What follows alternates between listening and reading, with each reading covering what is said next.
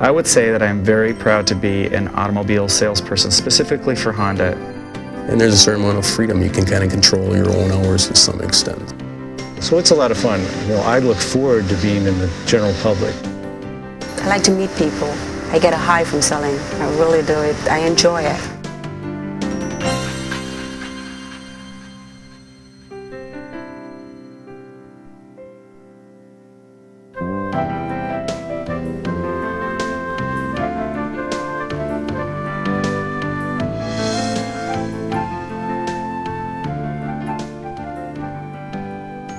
Customers have become very smart. When I say smart, car smart, I mean they've got so many books out.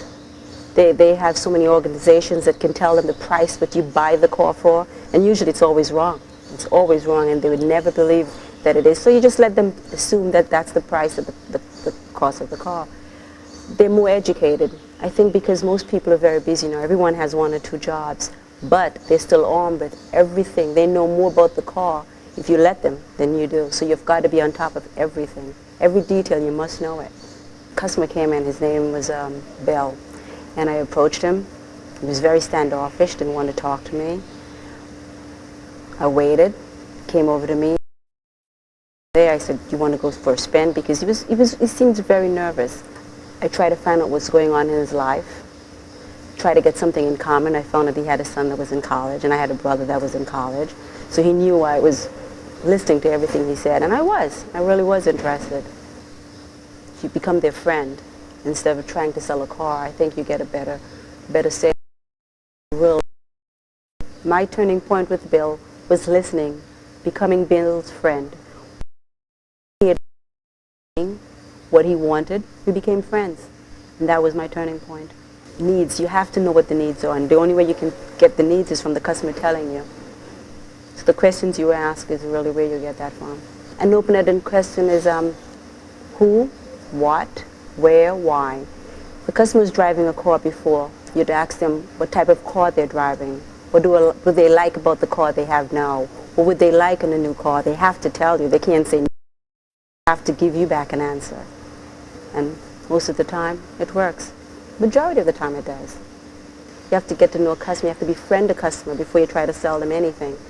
So if you approach them not talking about, believe that that's not what you're interested in, and that's what you're supposed to be, because that's what you're there to sell. So you never, when they say they're just looking, or don't feel bad if the customer ignores you. You just stay there.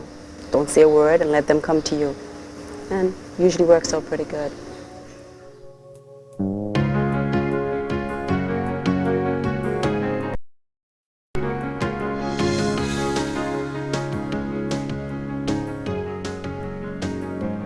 It's a big decision to buy a car. It's a major purchase. I don't think anybody's going out spending $20,000 anything else to do with it. They need to go out. It's a necessity of life. You can't get around without a car.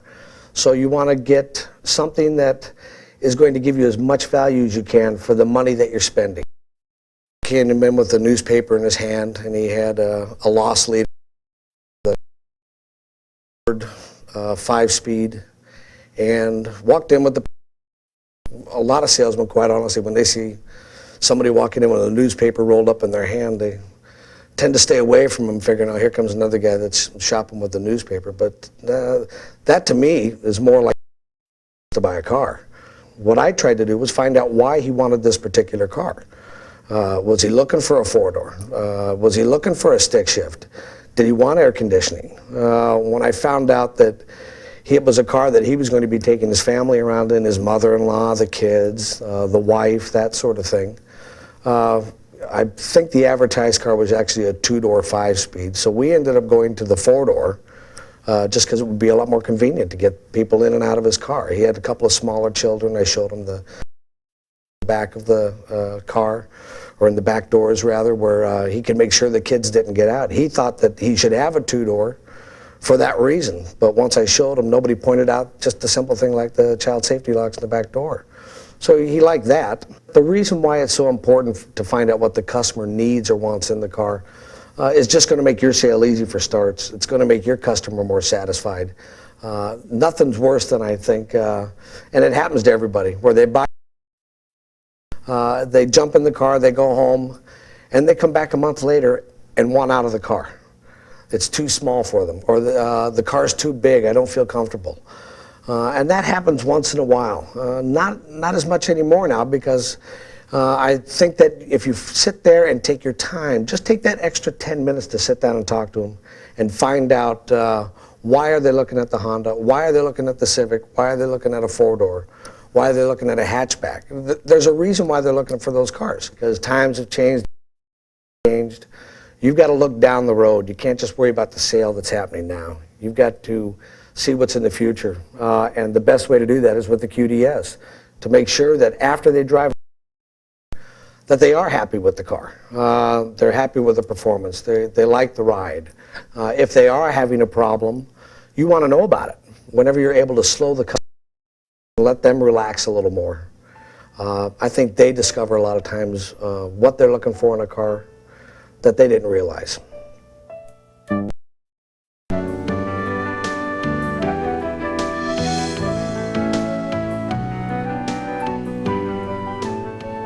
I think Honda customers are generally more now.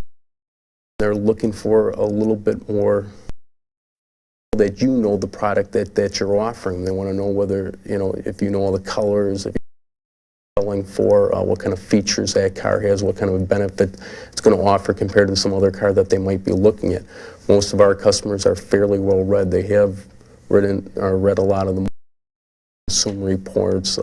They generally have all the price information already in the car, so a lot of times they're double checking you to make sure that you know what you're talking about. If they don't feel comfortable, they'll in all likelihood actually walk away.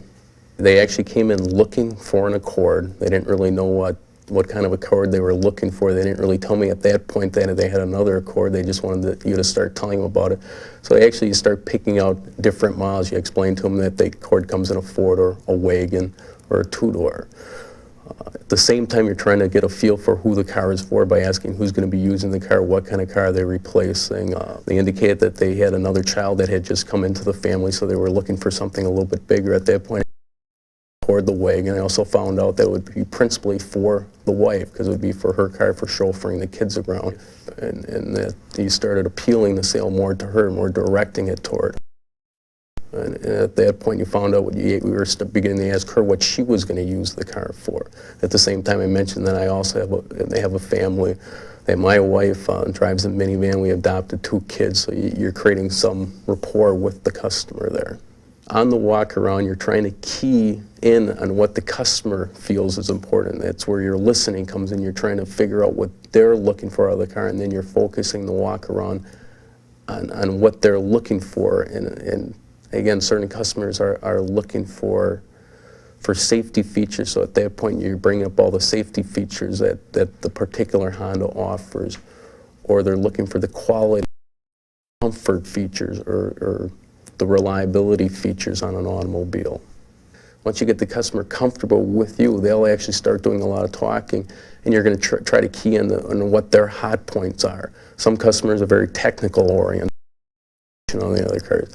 On the car. Other customers don't care less about what the wheelbase is. It's how they feel in the car, how they feel they look in the car. Those other customers do a lot of talking. If you're a good listener, they'll ultimately buy the car for you. Other customers are looking for safety.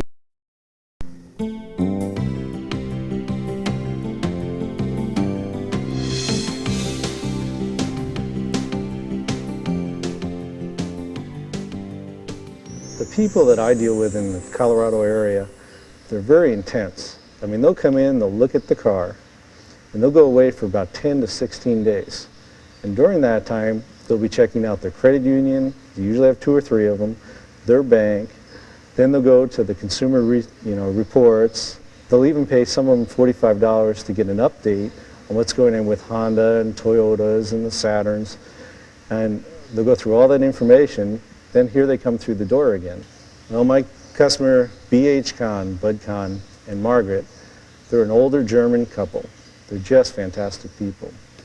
But he was an old Cadillac and Mercedes owner. One day he walked through the showroom, we happened to meet, introduced each other, showed him the car, took the information, and he went home, gave me a phone call, asked me for more information. It took me between 5 and 6 months to really get this person going, get them all the information, even brought the car down and let them have the car for the day, drive it all around town, even got them involved in pulling oil sticks, putting the car up, showing them the double wishbone suspension, the Michelin tires, Delco Freedom batteries. Went back as far as presenting the dealership, introduced him to a lot of the people that were there for him, you know, but also he was getting Ed Kibash. And that was the thing that was real important to him, that he wasn't going to buy the car from me. In 90 days I'd be gone. So I think that's one of the reasons it took a while for him to believe that I was going to be there. Let him talk to some of my previous customers. And now I've sold him, I've sold all 3 of his children, I've sold the in-laws, I've sold 2 of the children from the in-laws side. My wife and I were recounting, we sold over 9 cars in less than 3 years to this family. To find out Bud's needs, it was just going through and asking what he did for vacation, how him and Margaret met. People love to talk about themselves. So if you pick out the best time in their lives, you know, when they got married, when they had their children, where were they, what did they do for vacation, where did they go, you know, did they play golf, you know. In Bud's world, he goes up into the mountains quite a bit. So he needed a car that had a lot of high output, a lot of get up and go for going up and down the hills. To spend a lot of time with a customer outside will lead to a lot shorter time of the negotiation. It'll always lead you to a better gross. It'll always lead you to a more satisfied customer and a lot more referrals.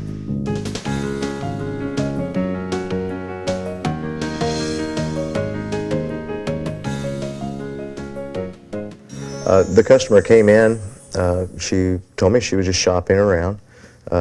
She was wanting to look at the Camry also, so I took her out in the Accord. First I found out exactly what she was looking for, what type of car she was looking for, and I took her out for a test drive on the Accord.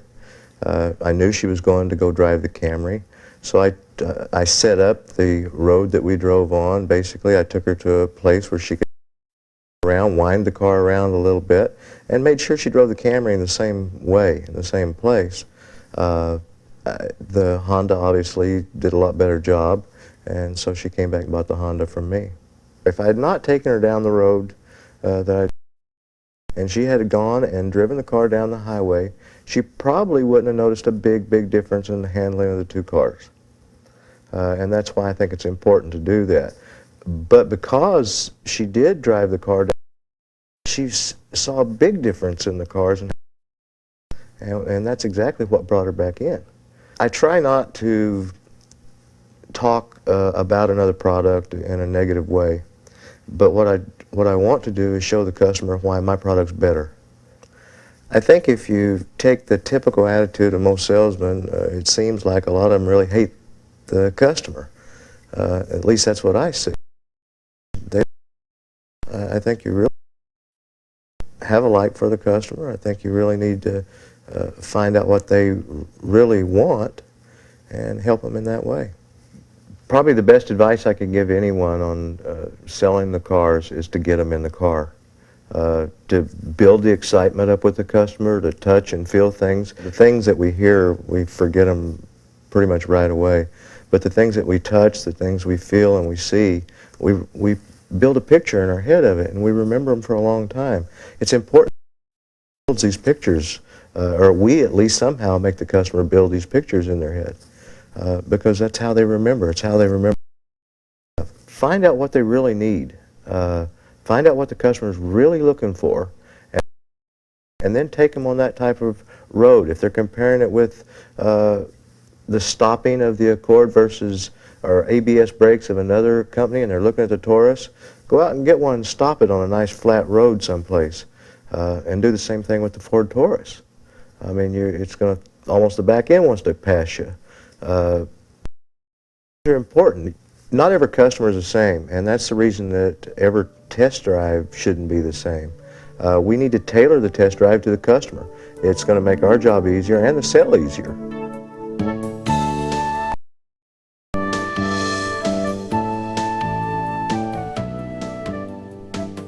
I think customers are shopping more and more from the bottom up just because the resources are available to them. They know what we paid for the car. There's companies out there that recommend to them the amount of profit a dealership should make. Recently I had a customer that came in and greeted him at the front door and, well, we're going to buy a car today. I said, well, that's great, but we know how much you paid for the car. Well, that's great. One of the salespersons, I wanted to just yell at them, told them that they couldn't do that, that wasn't right, that wasn't going to happen. That's not how people bought cars, and kind of upset them a little bit. We found the exact car with the equipment that they wanted in stock on that price. Thanked me for not yelling at them and for not throwing them out of the dealership, and that it had become a very pleasurable experience. One of the reasons it was easier was the line as to what they wanted to buy. Two is that I know that they have all that material that's available to them. It's just to let them know that we're in business to make a profit, and we need to do so. Let's sit down and work that out. Let's negotiate it. The payoff to a long-term, honest customer satisfaction approach is that they're going to send you more referrals, and they're going to come back and they're going to buy a car from you. And who knows? You kind of get to paint a different image of a car salesman out there. I think that if you use deceptive practices or lie to the customer, I don't think that that's going to do anything but come back to haunt you later on down the road. There's a lot of people that maybe get in the car business because they think it's a way to make a quick buck. But for me, it's a career. I use TSI and QDS to add value by showing them the statistics of our particular dealership in our geographical selling zone, and the percentage. What percentage of customers would recommend the salesperson, the dealership, or the service department and the automobile to buy from us again compared to everybody else in our district. I sell myself. I sell the dealership, and then I sell the product.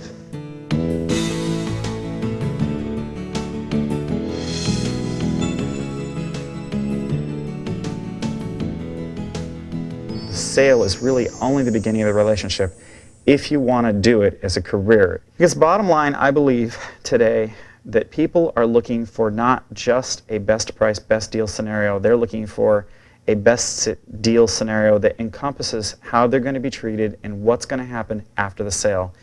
Yes, I sold a customer a Del Sol. The story goes really like this. Last April, she came in to test drive a car.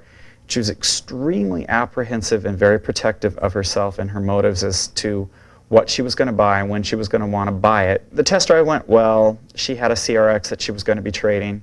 She liked the Del Sol, but she gave me no intention that she would do anything further because she'd had a terrible, terrible experience in our service department.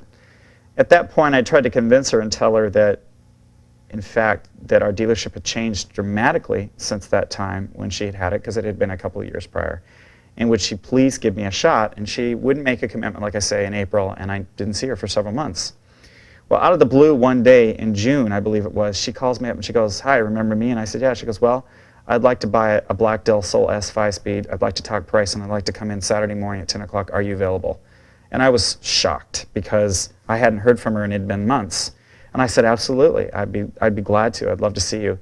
So she came in and she bought the car for me, and she was so happy. She wrote this letter to our zone manager raving about himself and myself about the treatment she'd received, and mentioned in the letter, despite the fact that I had had bad dealings in that service department, James promised me and convinced me, along with Mr. Soyden, that this experience would be different now.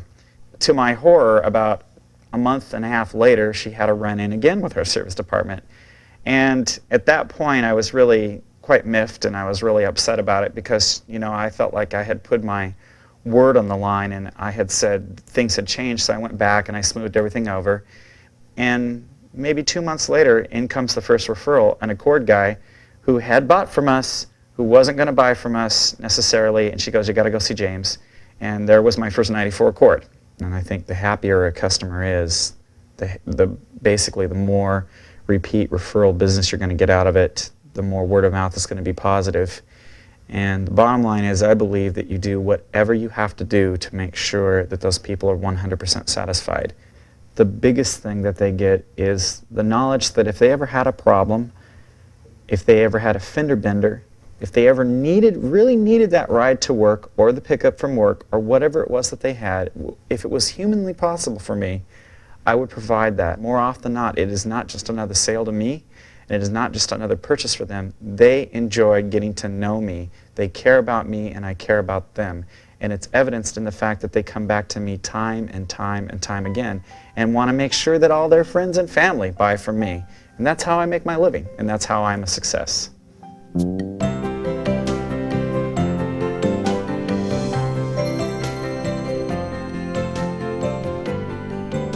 Customers in the 90s are more aware of, number one, what you pay for the car. They're more service orientated. They want to be taken care of. I tell people, down the road you will forget what you paid for this Honda, but you will always remember the service that we gave you once you bought the car from us. When I meet them, I make them feel like they're the most important person on the face of the earth. I treat them with the utmost respect. When I meet them on the car lot, when I shake their hand, I step back about 6 feet so I don't crowd them. I give them an excellent feature presentation of the car. I make them want to buy that car today through enthusiasm. When I take it to my office, over all my walls, there's awards I've received for being top salesperson, council sales leadership, the walk-around competition.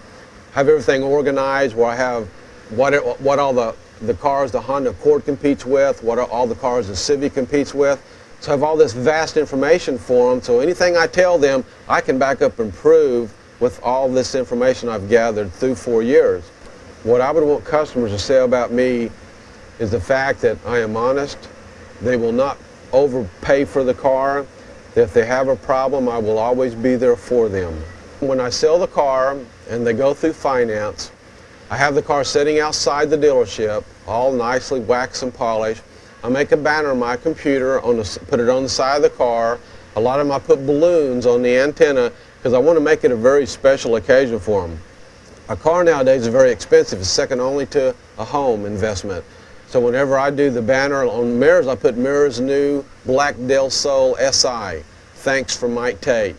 And when Mira saw that and I had the balloons hanging, she posed real nice and pretty for the camera. And I show that to all my customers because many times customers will go through. I have all these photographs on my desk. I want the customers to look at them because they will know people in there. I have letters from the customers saying, Mike, it was the best experience we've ever had buying a car. We appreciate your concern that you showed for us and the time you spent with us. And that's what I call side sellers. And that's the main reason why I sell the amount of cars I sell.